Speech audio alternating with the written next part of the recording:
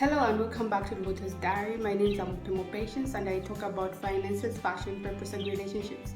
Today we're going to be talking about finances again.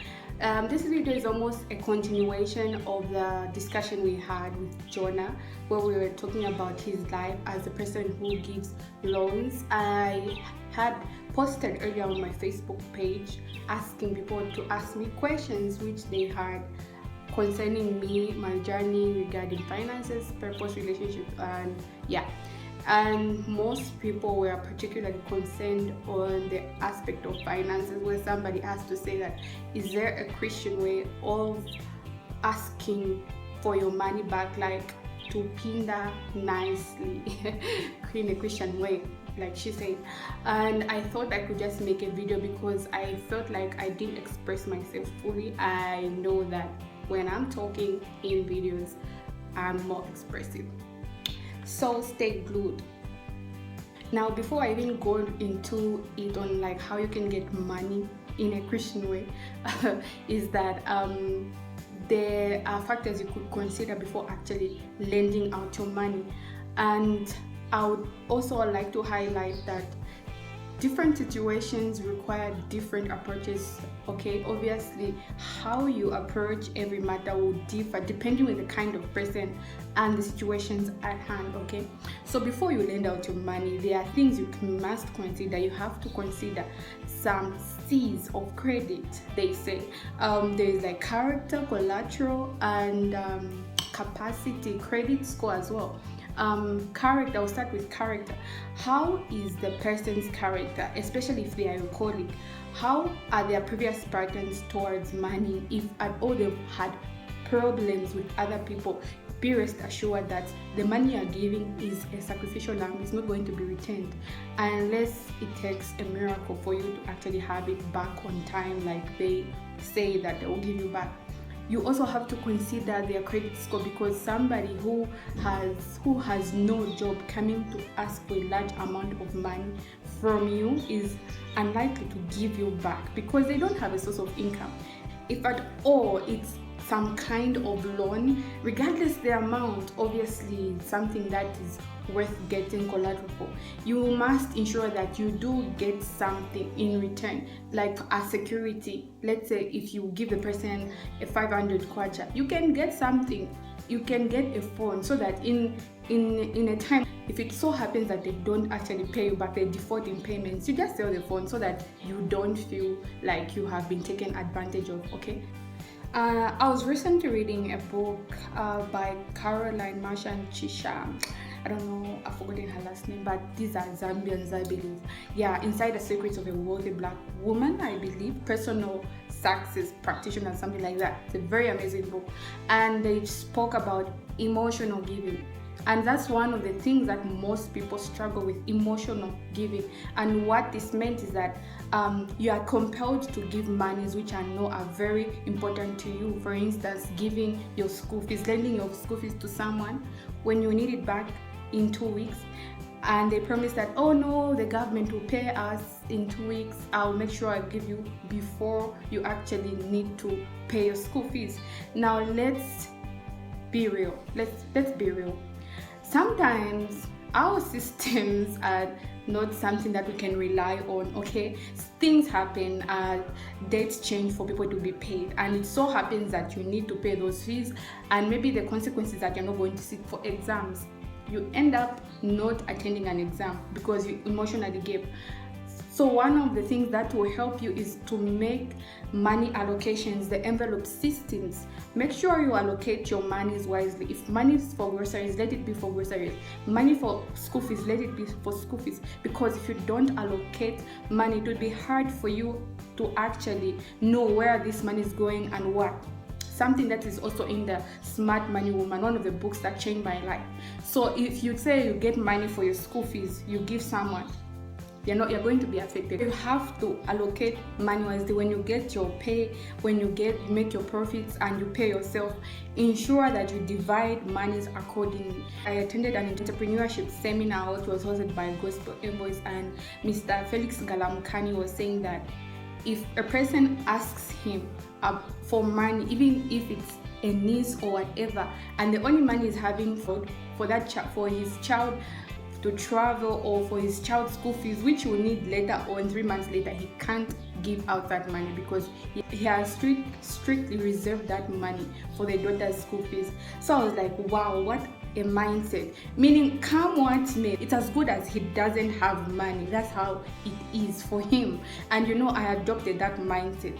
Some of you need to adopt that, because some of you give the only money you have, the emergency fund you get from your coffers, from your last coffers, and give to a friend. You even know that anything, maybe you even have an instinct, a gut feeling within to say that I'm not sure if they are going to give me on time, but you give, you're definitely going to have problems, and it's going to create feelings. There are going to be clashes in within, because you'll be like, they're owing me and I told them that I needed it. It's because you didn't apportion your money wisely. Like I said, it depends with the situation at hand. Different situations require different approaches, so it also depends with the situation at hand.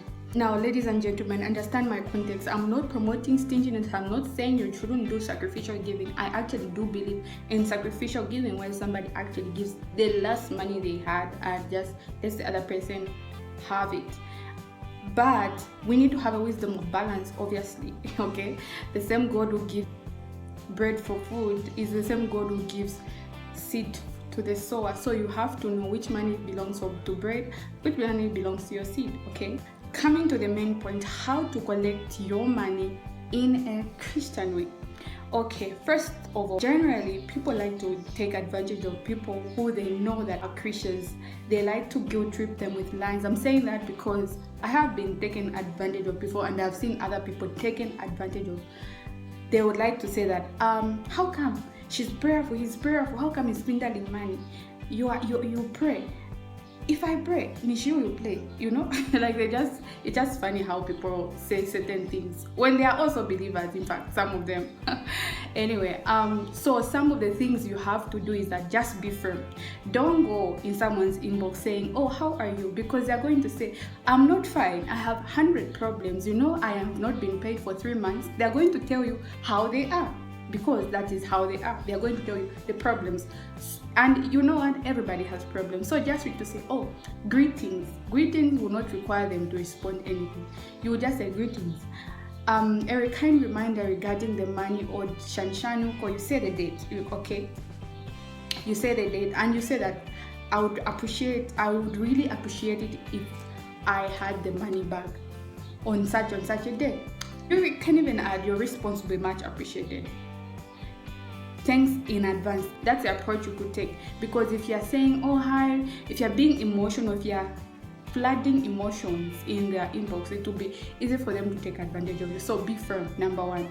And before I even go on, I'm just so certain, without an ounce of doubt, that most of your problems regarding Congole credit, for those people who don't understand Bemba, comes from this category of people: friends, relatives, friends, relatives, and colleagues. Family, most of the family will say that, we grew up together, how come you're pindaling me, kind of thing. No wonder you have to go back before you give your money, those C's I gave you. Colleagues, what has been their past record? Your friends, do they respect the kind of thing you do? Do you understand each other aside from clicking WhatsApp statuses? Do they understand financial language? Do they respect your finances? People give all manner of funny comments when you start reminding them about your money, when they came pleading to you, when they were asking. So, you have to be persistent. This is a very important factor, because if you're feeling shy at they want to move that I'm reminding them, but because I'm a Christian, you will come and tell me of the amounts that people owe you. I'm sure some of you have 30,000 in people, or even 50 pin, but it's just stuck in people. And you know what? They just go on with their life and they post, Lord, my provider. Guess what? They have not given you back their money after they have God remembers them. It's just so funny how people are easy to forget. They easily forget that they owe someone. Like, guys, how can you forget to return a 500 kwacha? And you forgot? You forgot? Really? Are you sure? You forgot? Oh my God. Anyway, persistently remind them. They will give you back. They'll get tired of you. I remember there was someone I continuously reminded that she owed me a 200 kwacha for 6 months. She gave me. She got something on credit. I used to like sell stuff when I was within camp. I used to sell like to my items, handbags, what. Then she got it on credit and she didn't give me back. You know, I would think through the process of how I used to sometimes miss certain tutorials and just go to town just for my income to increase a bit, you know. And then I would remember the 200. I was like, no, I have to get it back. I would remind. 6 months she gave me, you know. You have to be persistent. If you are feeling shy to say, no, she's my sister in the Lord, definitely you're not going to give you back, because you're going to know that you have a soft spot for them. And you know, if you're not persistent, maybe what I would tell you is that remember how hard you worked for that money. Remember what you can actually use that money for. That is going to give you motivation to remind them. Respectfully remind them. Some people's sense of shame, for lack of better terms, is not very expressive. So you have no option really than to remind them, regardless of who they are. It's very sad. Even in our Christian circles, there's some people you gotta remind. It's so bad. But anyway, what can we do? That's the world we live in. You just have to do what you have to do. Respectfully remind them, you know. And I'm not saying this to mean that there are certain situations I've not overlooked. There are people who have owed me money, and you know what I mean. Like, they are just situations I've overlooked. So I have basically talked about 3 important things: being firm, being persistent, and making reminders continuously.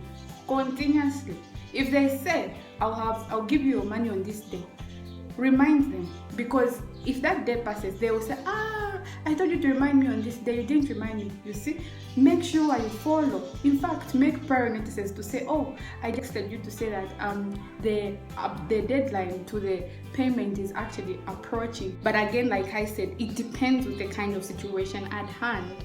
At the end of the day, you're the one who wants to have your money back. If you don't actually make effort to have it back, you won't have it. If you are not persistent, if you don't make reminders continuously, if you're not firm, if you're being emotional, you never have it back. And guess what will be dealing with the feelings of hurt and everything? It's you. And you know, after doing the pindaling process, they give you back your money and everything, do apply the bite and blow technique, because you've like beaten them. Now it's time to blow, you know. The way a rat does, like when it bites, then like blows so that you actually don't feel the pain, you know. Just maintain the good atmosphere, like comment on their status, you look amazing, you know, like just to make sure that that awkward atmosphere just fades off, you know. You have to be smart about it, because in as much as the money issues were there, you need to maintain the relationship that you had with them.